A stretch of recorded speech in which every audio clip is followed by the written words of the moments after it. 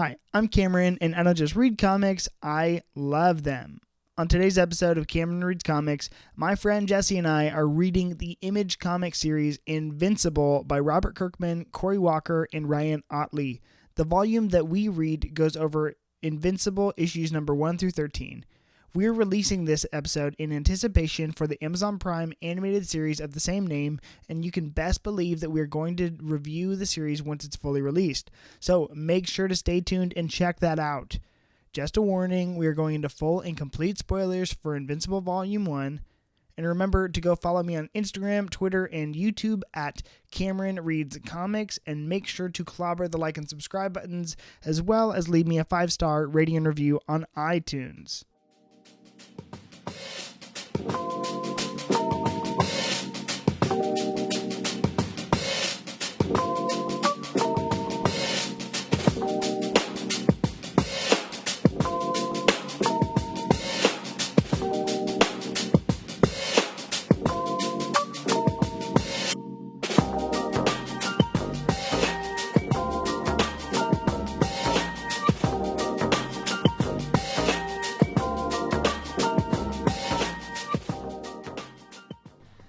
Hello and welcome back, Jesse, to Cameron Reads Comics. How are you doing? I'm so good, buddy. Me too. Are you? Yeah, I'm glad we're doing this. I feel like you know what's so funny is we have been trying to record this episode for a while, but it doesn't come out for like another 2 weeks. There's a spoiler for my fans. Yeah, here's another spoiler. Cameron badgers me about recording all the time. I do. He's like, "Can we just record today, please?" I'm like, "Not today, Junior." Yeah, and I'm like, "Oh, okay." I'm like, I'm like, if you insist. But I'm just kidding. I love recording with you. yeah, it's great. And get used to hearing our voices, because this will either be, I think this is after like week 2 of Falcon Winter Soldier, so they will have heard you. I can't wait. It's going to be so fun. It's going to be, I'm with WandaVision. We are recording this at the week before WandaVision comes back. No, we are recording this the day before the finale of WandaVision, and I'm super hyped about that. We are so excited to see what is going to happen. So there's some behind the scenes for you, but we are actually recording this episode in anticipation for another TV show that's coming out, which is the Invincible animated series. Jesse, are you excited for that? Good segue. I know. Kudos to you, buddy. Kudos to comic book television for picking up the movie's slack right now. Yeah, I can't say that I was looking forward to it at all before you gave me the book. I didn't even know it existed, to be honest with you. Amazon Prime? Like what? Like Is like that what the show? Yeah, it's on Prime Video. The show, Prime Video, right? I thought you meant did Amazon Prime exist? I'm like, yes, it did. No, I mean I didn't know that the show was going to be a thing until like you gave me the book and told me it was going to be a thing, which is great. I also didn't realize that the book's like it was like 2002 or something. I thought it was newer. This series went on for like 150 something issues, almost 200 issues. It seems like Kirkman's books do that though. Like he just doesn't know when to end them. Maybe like, come on, man. Well, this property went on longer than The Walking Dead. Because he did this first. Yeah. The thing is, you sent me the trailer, and I'm hyped because the animated series looks.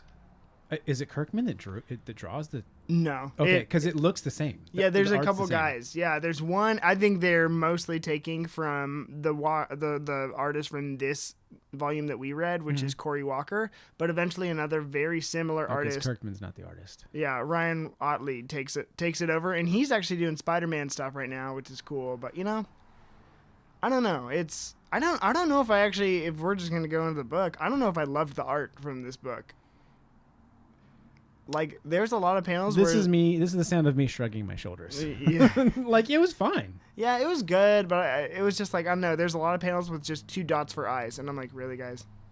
That was what I was saying about firepower. Yeah, exactly. And I was like, I felt that way more in this book, but like, I think this series, for people that are, don't know where to start with indies and are reading a bunch of superhero books, this is the perfect transitionary book to get into indie comics if you're a superhero fan. And if anyone is to ever make the argument for, like, if anyone makes the argument that this is the best superhero comic they've ever read, I actually don't think, for the series wide, and maybe not just the volume we read, right? I think that that's a solid argument. Like, I don't know if I can rebuttal. It's just a preference thing beyond that point, but like, this is a solid series.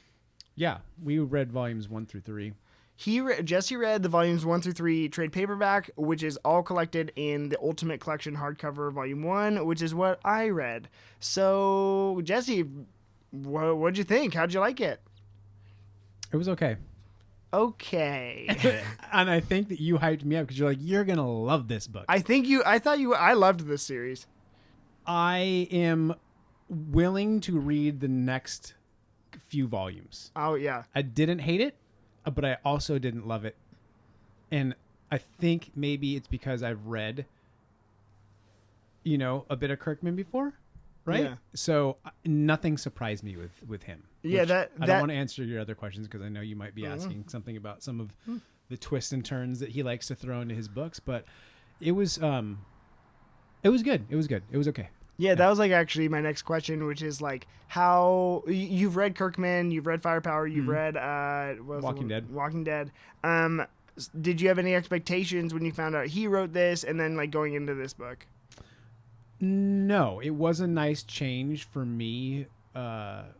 For what I've read before, The Walking Dead is obviously one thing, and then Firepower is another thing. So going into like his version of the superhero genre, I suppose, was a refreshing change. Mm-hmm. And there was things that, as I read through the issues, I liked it more. Like volume 1, I was like, yeah, that's before anything happens, right? So as volume 2 went on and volume 3 went on, I actually liked volume 3 the best. But as they went on, like I said, I'm willing to read more of it because I think it's just going to progressively get better, especially if it ran for so long, man. Yeah, and I will say it does. Like, this is really I that's why I wanted you to get the first 3 trades under your belt, and for the fans, like dig into the series, because I think this is literally just the tip of the iceberg for what happens and where it goes.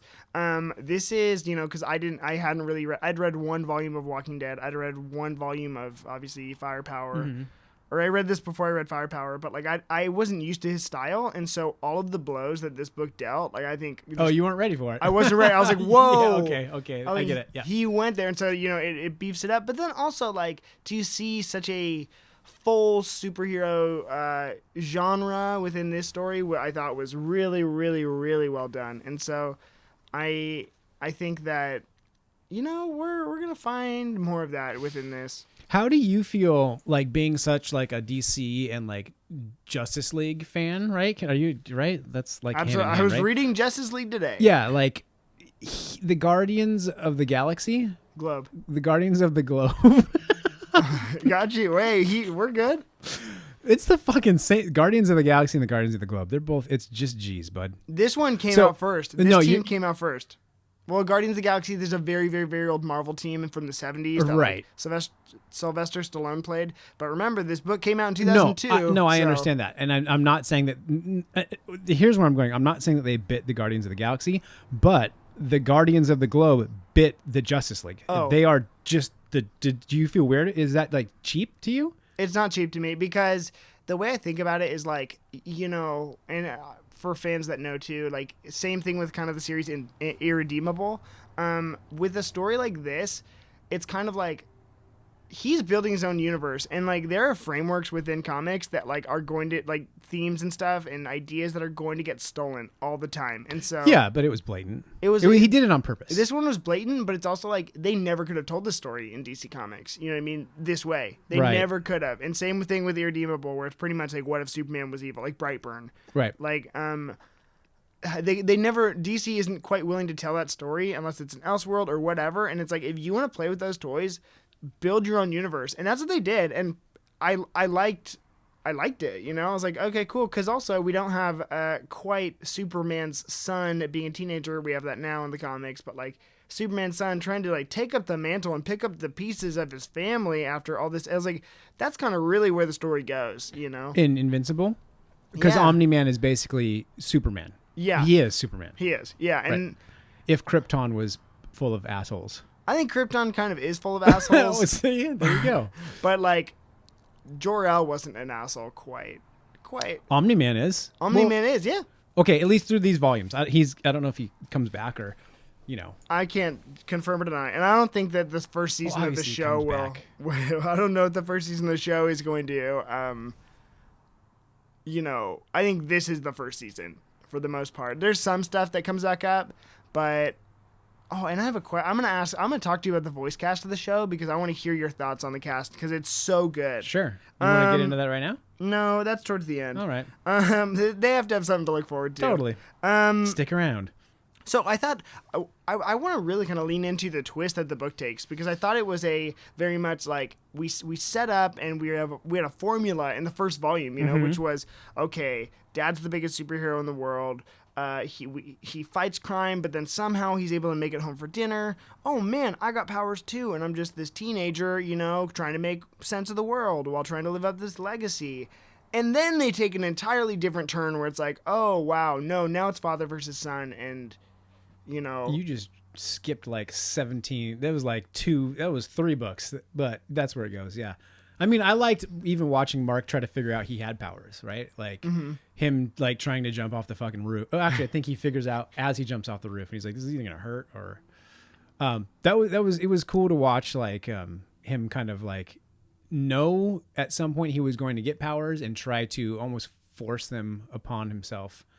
And the whole family dynamic is neat too with Omni-Man's struggle to get back in time for dinner, but then he also just bails like 10 seconds later and the family deals with it.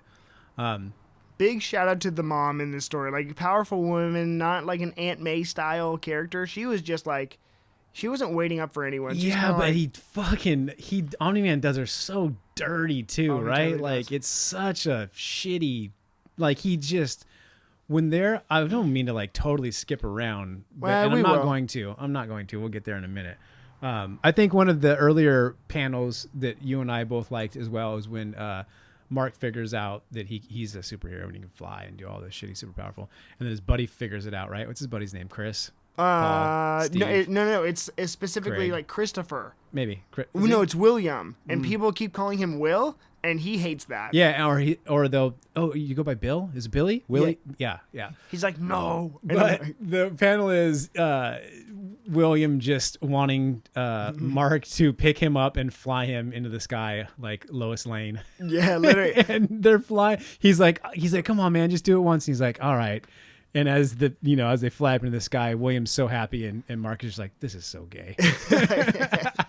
And I'm like, I love that because I literally sent that photo to Jesse, and I was like, this is us, but I'm William. Oh, yeah, no, you didn't even have to say he was William. We all knew who Oh, Cam my was. gosh. And I would have gladly taken you for a fly, buddy. That is loyal. Friends fly friends. But, there was the thing about this book is there's a lot of like tongue-in-cheek moments, and almost too like they're so low key that if you're not paying attention enough, like you totally will miss them.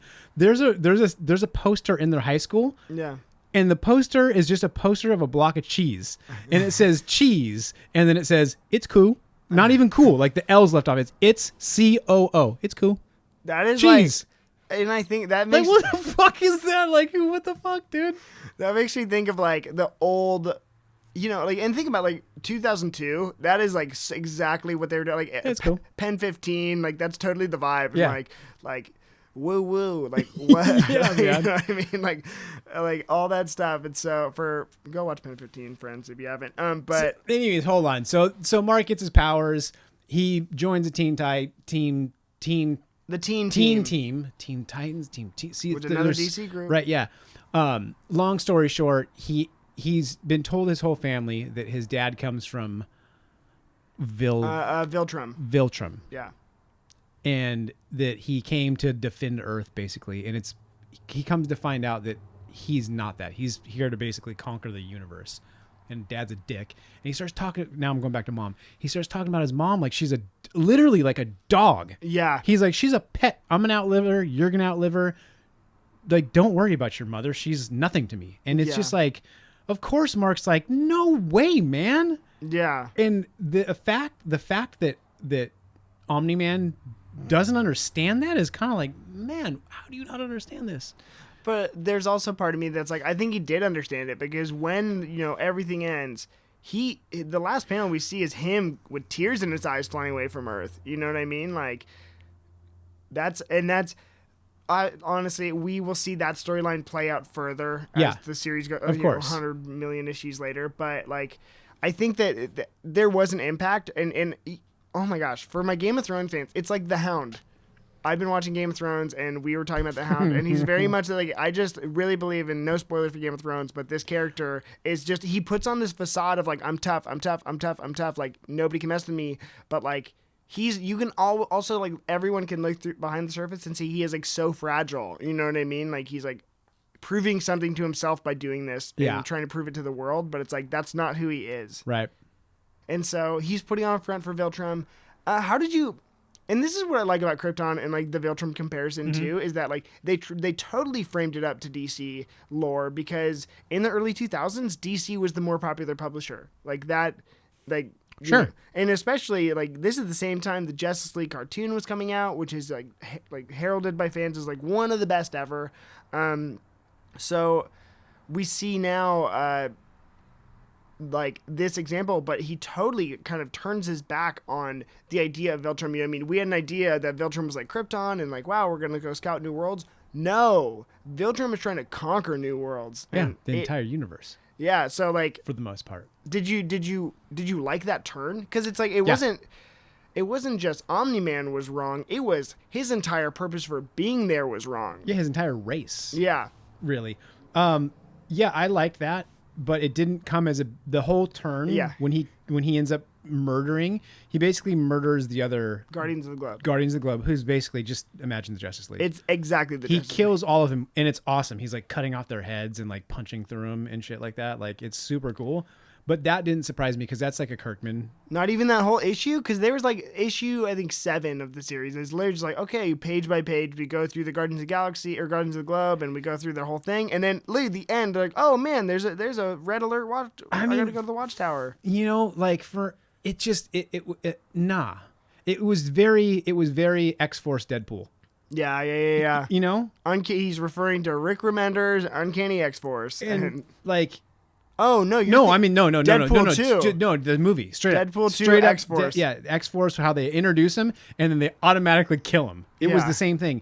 Now, Invincible did it first, obviously, but I didn't read it first. No, I think that's actually from X-Force, like an X-Force comic that happened. I don't. Well, yeah. I mean, Deadpool's killed everyone. Yeah, technically, it's kind of a thing. Like he's killed everyone. But yeah, it wasn't like a big surprise. I dug it. It was cool. It was. I super enjoyed watching them all die. Because that was the only time it's okay. It was like, this is just a knockoff Batman right here. Oh, it doesn't matter. He's dead.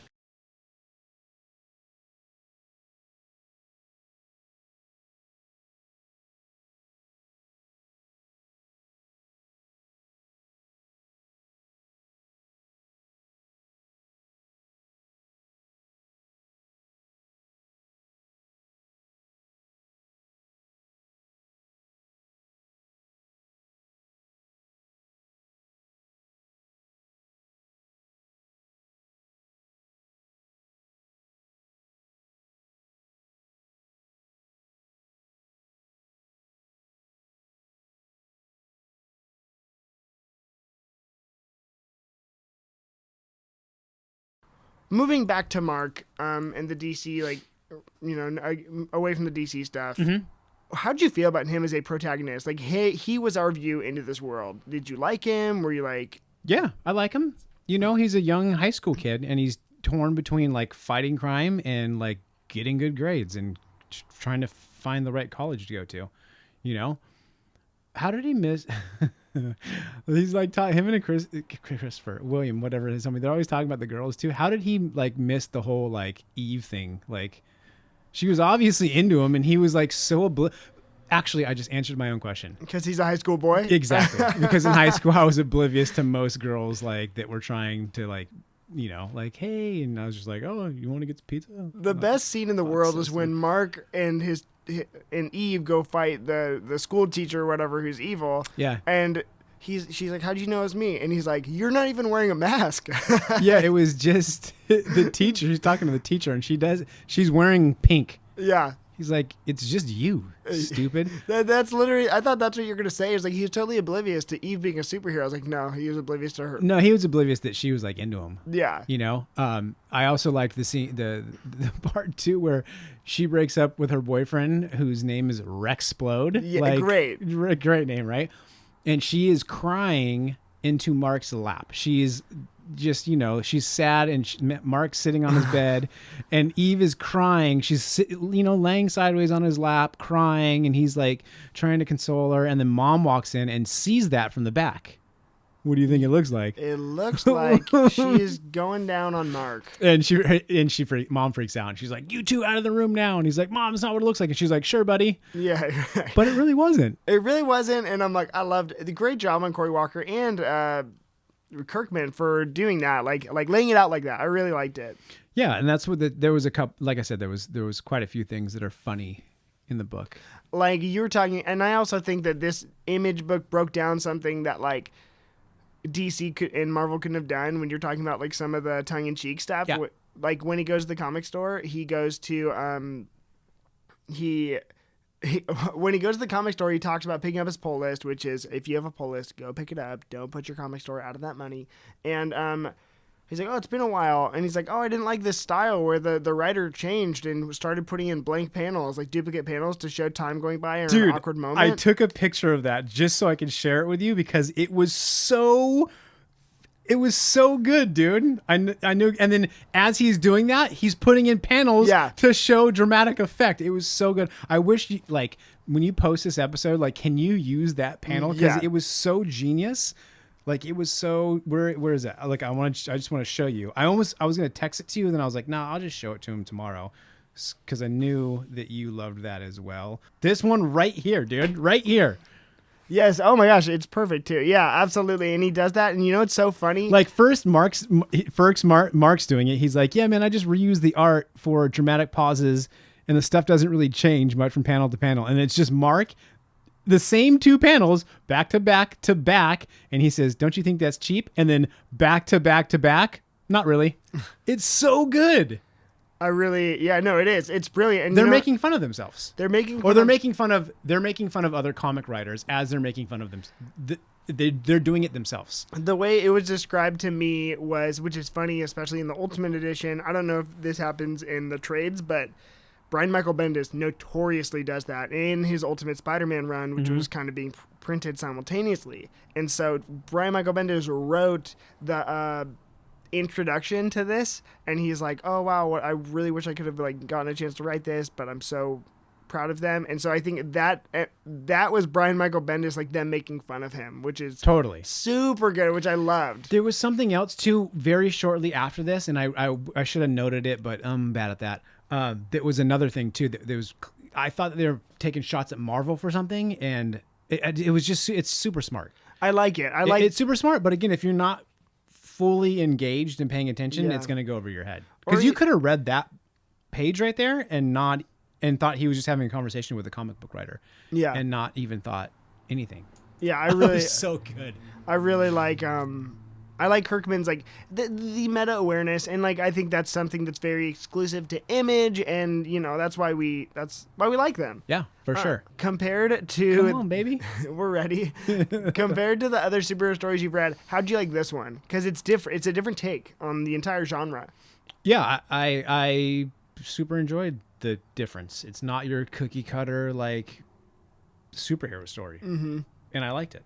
Yeah, I like. I just thought it's Image's way of doing it, and it's true to, you know, like their kind of like indie vibe. You know what I mean? Like, yeah, and I think that what we've seen the show take from this is like some of the best parts like of this story, like the opening of the trailer, or I'm pretty sure opening of the trailer for the Invincible Prime Video series is them like throwing the baseball, and like it's at first you're like they're both flying in the air and they're just chucking the baseball, and we're like, why are they like they're not facing each other? And then they just catch it, and you realize they're throwing the ball around the globe. Yeah, like that is the coolest thing like I've ever heard of, and I just think that is so freaking like smart. And like if it's stuff like that, like it's they lean way more into the familial in this story, and that's something I really like, and just like aspects like that. And but also they lean into the freaking gratuitous violence that. Yeah, because it's like a father-son story, right? Like when they're throwing the baseball back and forth, and now that I think of it too,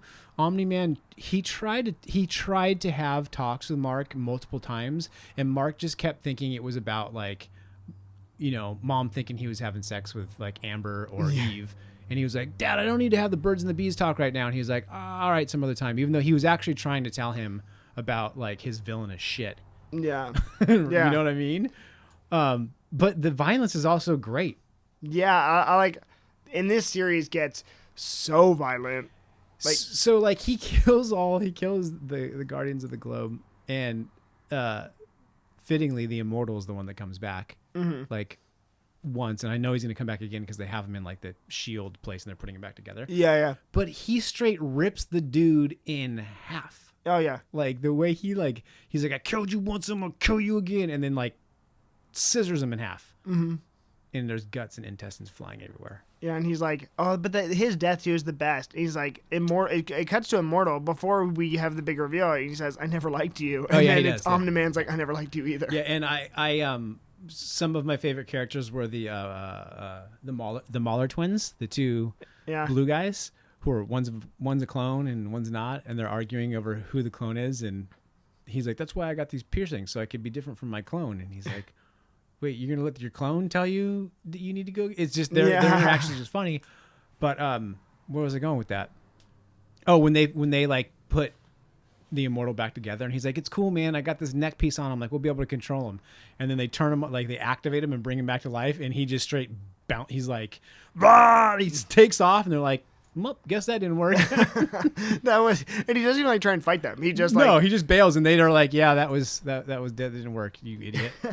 Now that you're like on that, like I kind of started thinking about the supporting characters in the world. Did you have like a favorite like supporting character? Because they get, I think, there's some really cool stuff with Cecil that, but I didn't get there. The only part I saw Cecil or Cecil or whatever his name is, was the end of the volume where Mark had just gotten pummeled by his father, and he's recovering in the hospital.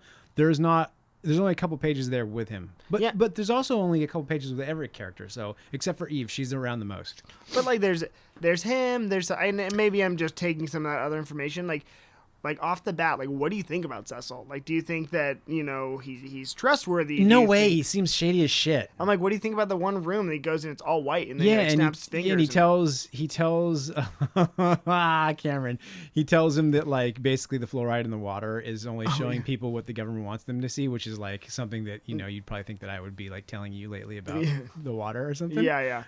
It's like wink, wink. Oh my gosh, it's funny. I don't think he's trustworthy. He doesn't seem like he seems like he wants to help out, and he seems like he wants to make sure he keeps the family supported, right, financially. But I'm not trusting that dude at all. He's also got a weird like half face scar thing. Yeah, like, they never really like draw that well, and you're like, is his face fucked up, or did somebody just get lazy when they're drawing? And then you realize like his face is kind of messed up.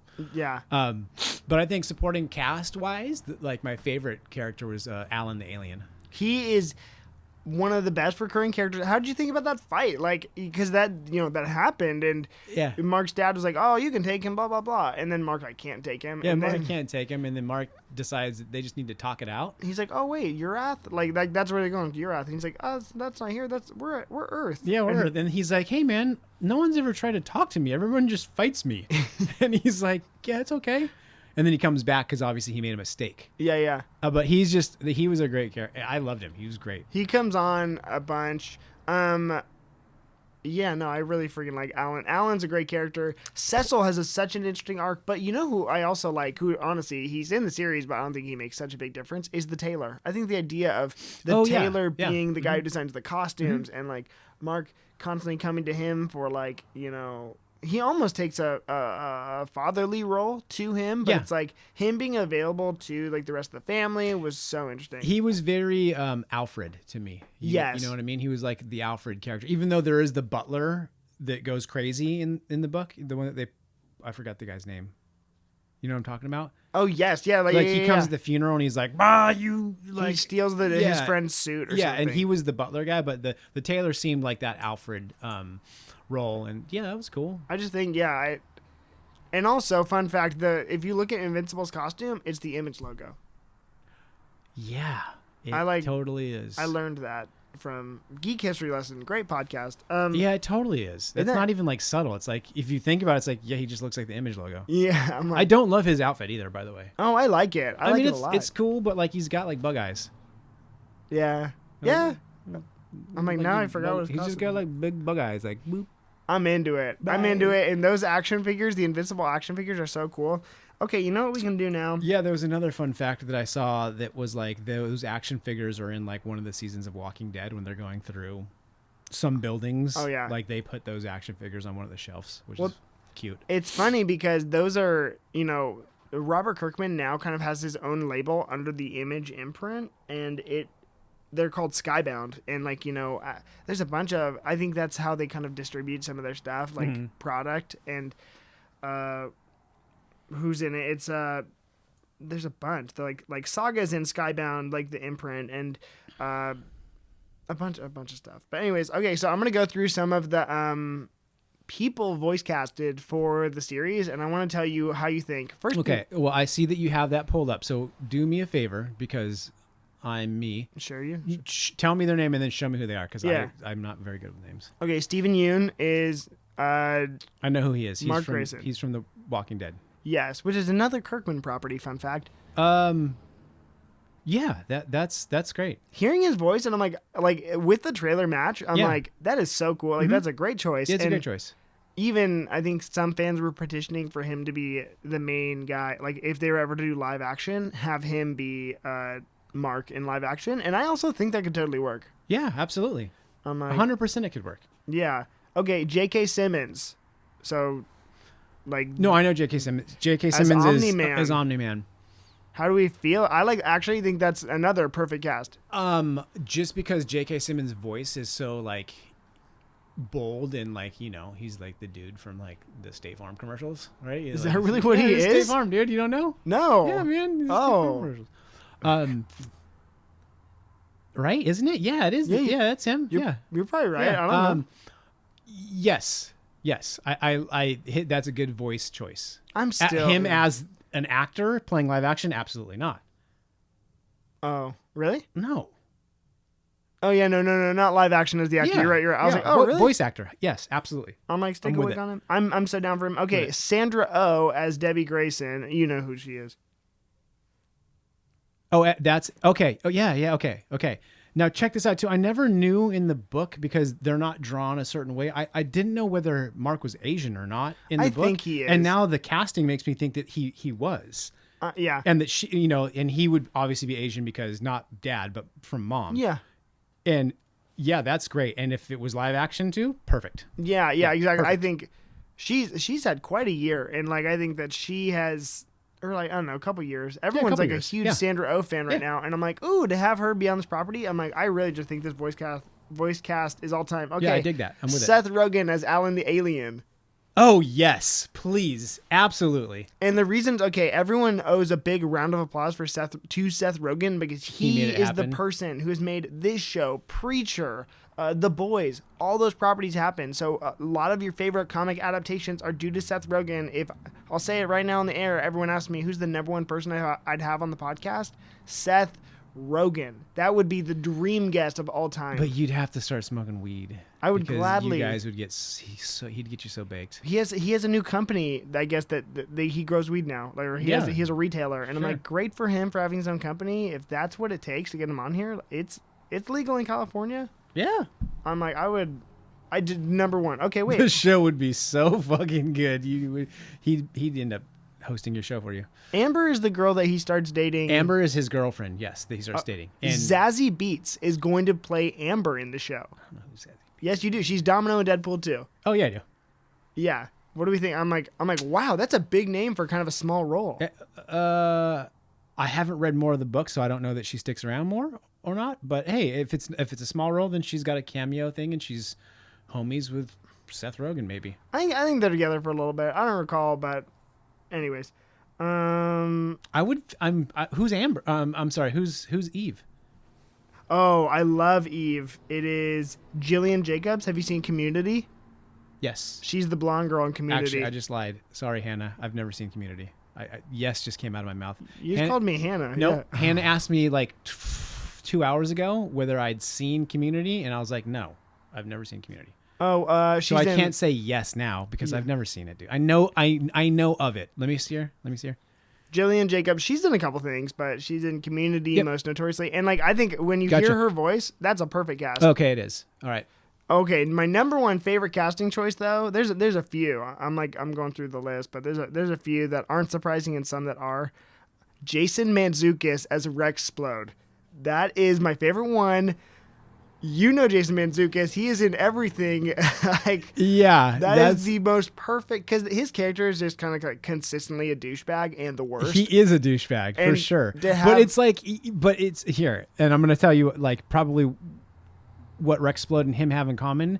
They can play that douchebag that's not a guy that you absolutely hate. Yeah, you don't hate him. It's like it's humorous, and he is the just perfect voice. It's like, yeah, you're a douchebag, but we'll let you hang out. Yeah.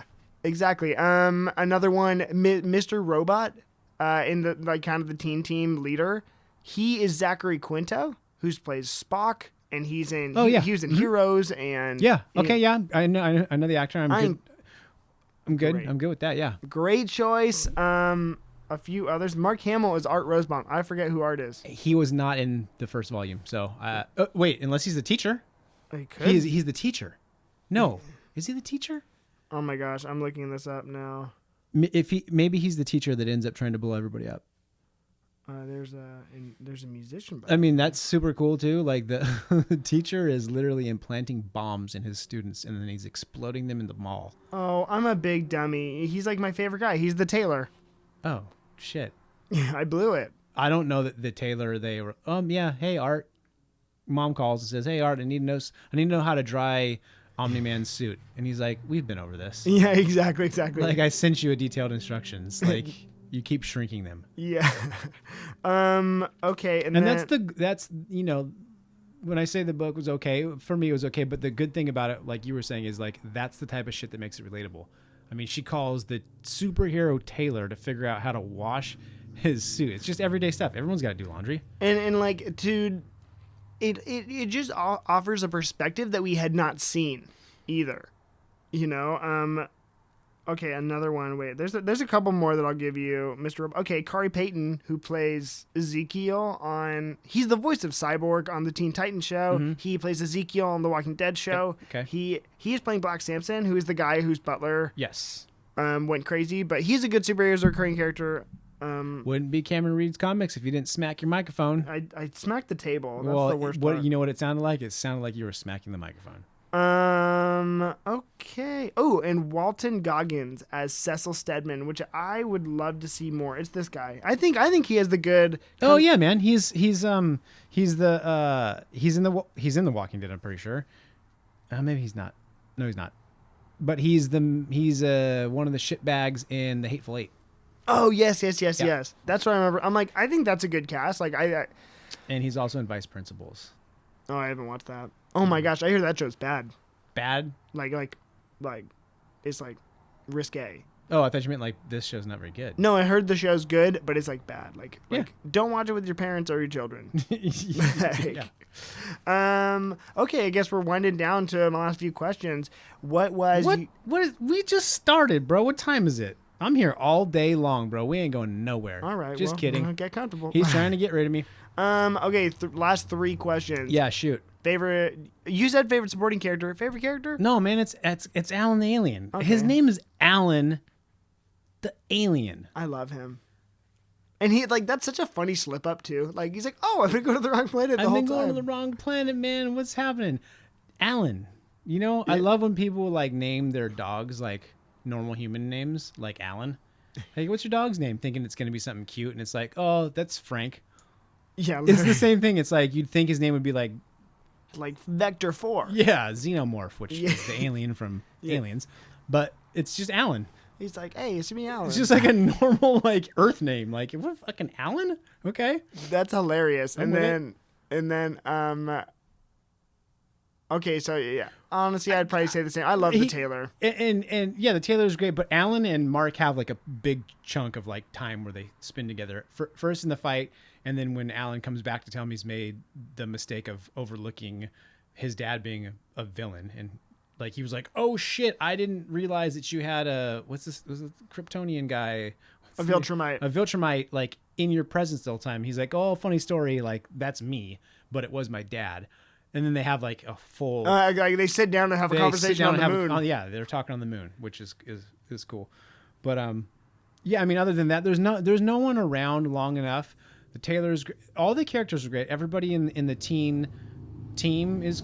There's just not enough time with anybody else. Like I said, I like the Mahler twins, and their dialogue that they had between each other. Of course, you like Mark because he's the guy, but I felt for Mom too. I always felt like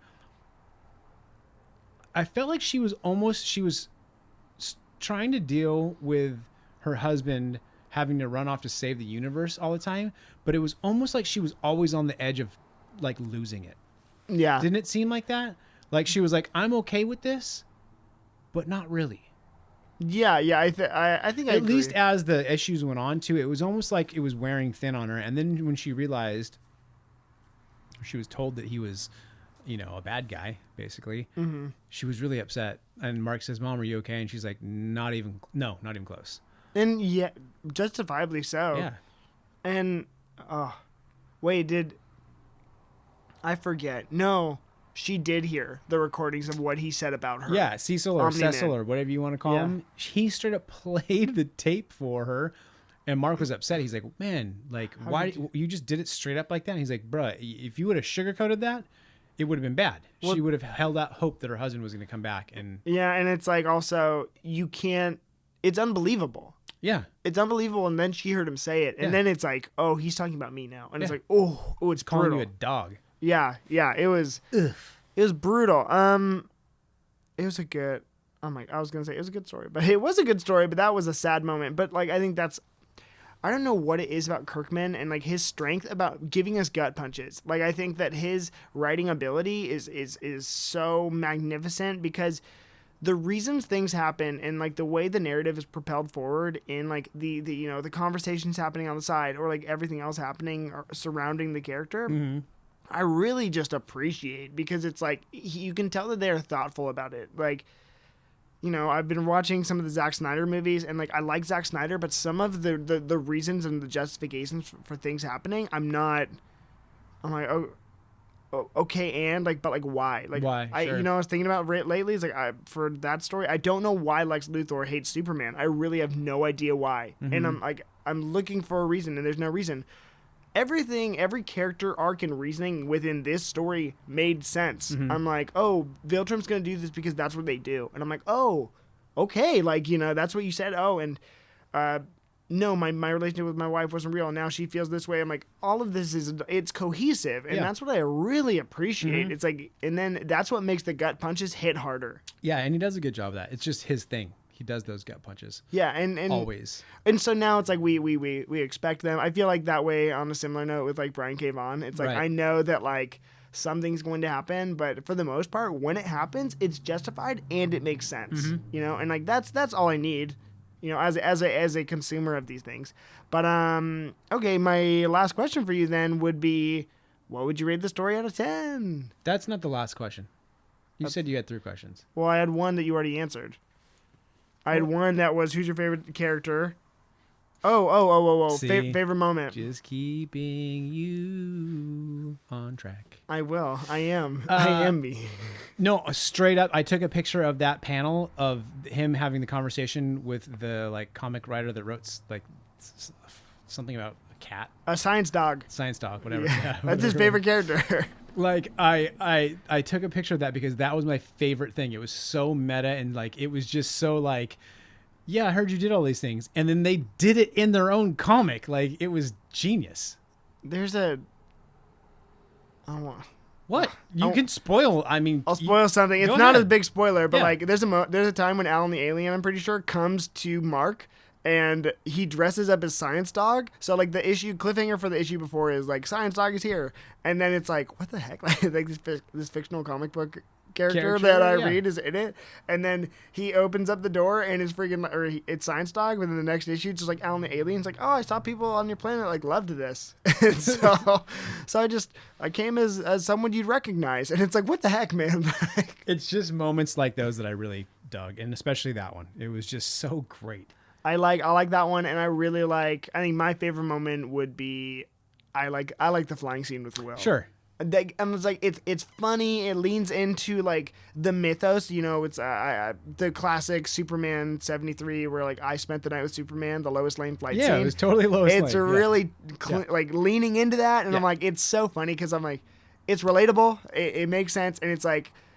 You know, I don't think that aged poorly. I think when he's like, "Oh, that's so gay," I'm like, "That's true." It's just so like the friend shrugging and like just being two teenage boys. And Will in the panel is like so whimsical, and it's not. Yeah, he's like kicking his feet. Yeah. You know, he's so happy. He's throwing his head back.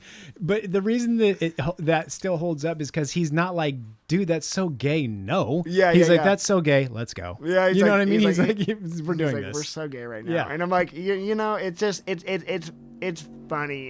It's good. So I really like that because I think leaning into the series, those are the strongest moments, and that's what we like the best. So now, final question: what do we got out of 10?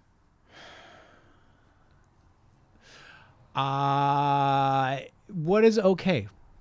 What's okay on a scale of 1 to 10? 6? Is that below okay? 7? 7's average, I feel right? like 7's average, but that's from 7. my I have a wrong brain about that kind of stuff. 7's better than okay then. Yeah, I think so. I think people think that. I just feel like every book I give on here, I give a 9. We're doing half numbers now? Well, yeah, decimals are a real thing. 6.5. 6.5, okay. Yeah. Wow. Yeah, we got to give you some more volumes. I think, I think that I will enjoy it as it goes on because let's say, you know, the first volume was like, okay, it was pretty meh. It was like a 4, and then it got better, you know, and now it's a 5, and it ended up being a 6. And you know, next volume could be a 7. Could end up at a 9 if that's what you're going to give it. Okay. I think I agree with your scale. Yeah, let's hope. And you know, the story, really, for a series this long, this is just the inciting incident. Yeah, totally. Like, this is where we're just getting started. And so some of the stuff coming is really fun. I hope you enjoy it as much as I did. And for the fans, like, again, this is one of the best superhero stories ever, just like as a genre piece. If superheroes were a genre, which I think this takes it as, it's great. And so go check it out. Well, I put it this way too, like a lot of things will lose me in the first couple issues, and like I will just, you know, Cameron's given me a few things where I'm just like, I'm not gonna read this because if I get through a couple issues and it's just not hooking me, I'm not going to waste my time. Yeah. I got through this no problem. Yeah. So I don't want people like, oh, 6.5 is low. It's perfectly a fine read. And I think it will get better. Yeah. I'm going to give it a solid, upon second reading, the punches didn't hit as hard, but like going back to my first reading, I'd say I give it like 8.2. Okay. So after your first reading, you would have gave it a 9. Oh, I would have given it like a 10. Oh shit. Like, cause it was my first Kirkman, man. So like it's when his dad and him fight, and it's like the bloodiest thing ever. And I'm like, oh my gosh. And then now I'm like, read the series, and I'm like, It is so much bloodier in the series. You know, it gets way worse in fights. I can't wait. But but with this story being, you know, what it was in the inciting incident, I think I really appreciated an issue like issue 7 where it set up the Guardians of the Globe and then it just ripped it away from us. I really liked that. Yeah. And I got you. And so I'm like, that kind of stuff happening, I was super down for. But yeah, so I give it an 8.2, 8.5. Very optimistic. I guess split the difference, 8.4. So you heard it here. Cameron gives it a 7.5. No, 8.4. It is a great series, and I don't know, maybe we'll keep reading. We will definitely be back. I'm going to sign Jesse up for this now on the air. We will be back to do an Invincible Season 1 review on Prime Video. So I think that episode's coming out May 5th. Okay, just to recap, we're going to do a WandaVision.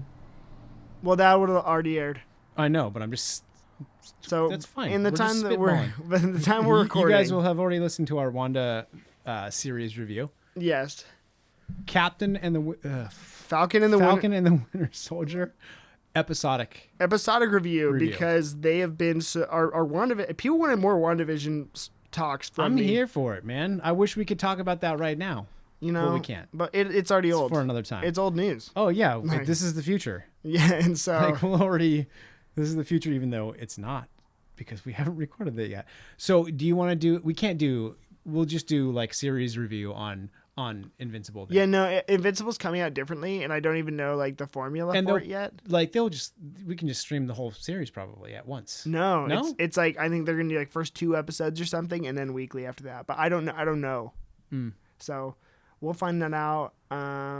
Whatever it be, but I'm excited. I'm honestly, when it comes to series, I'm just excited for Invincible as I am for Falcon and the Winter Soldier, which is just like the bread and butter Marvel content.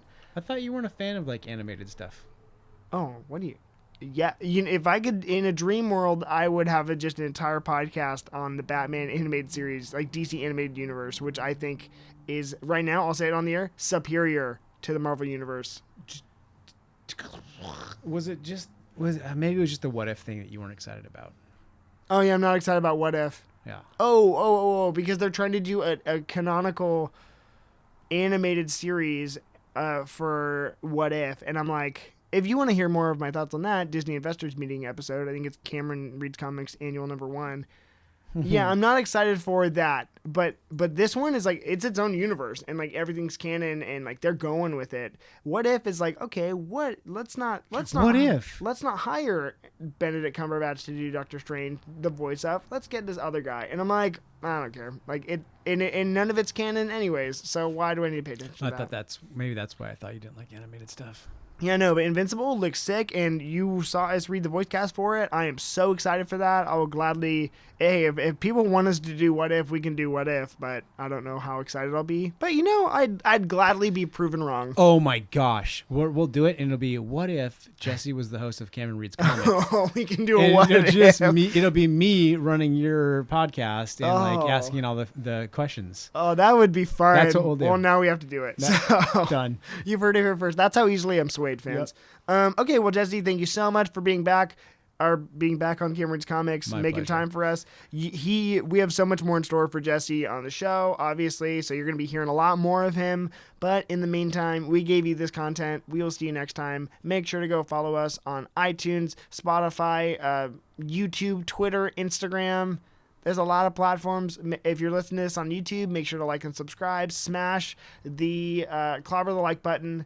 And yeah, that's, I think, all my plugs. So we will see you next time. Thanks, Jesse. Bye. Bye.